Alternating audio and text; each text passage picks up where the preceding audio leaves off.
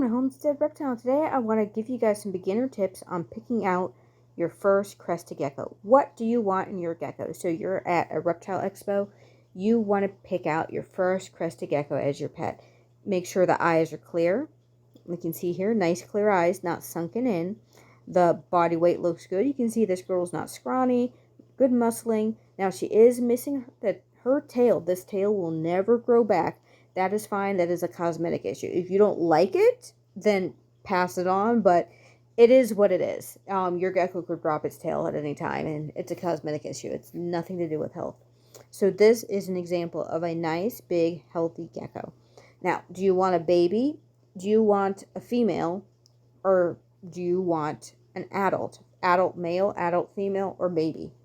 What is the best pet for you? So if you're starting out and you've never kept a reptile before, I would suggest you get a adult to sub-adult. And I personally would suggest a male over a female.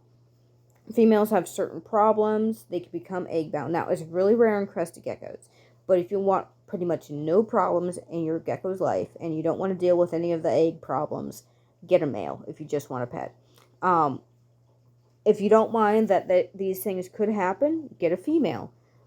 Babies are cheaper than adults. You're going to pay a lot less for a baby than you are an adult.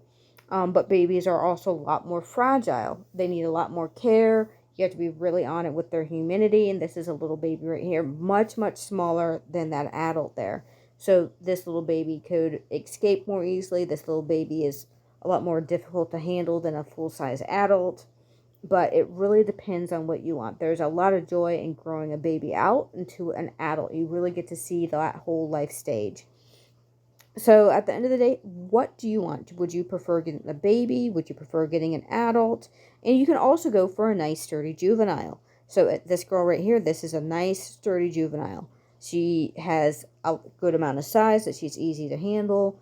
She's been well established. She's not just going to croak on you for whatever reason. But start out with a nice, healthy gecko. Look for the eyes. Make sure there's no stuck shed. They have all their toes. They're not scrawny. Their eyes aren't sunken in. They look well hydrated.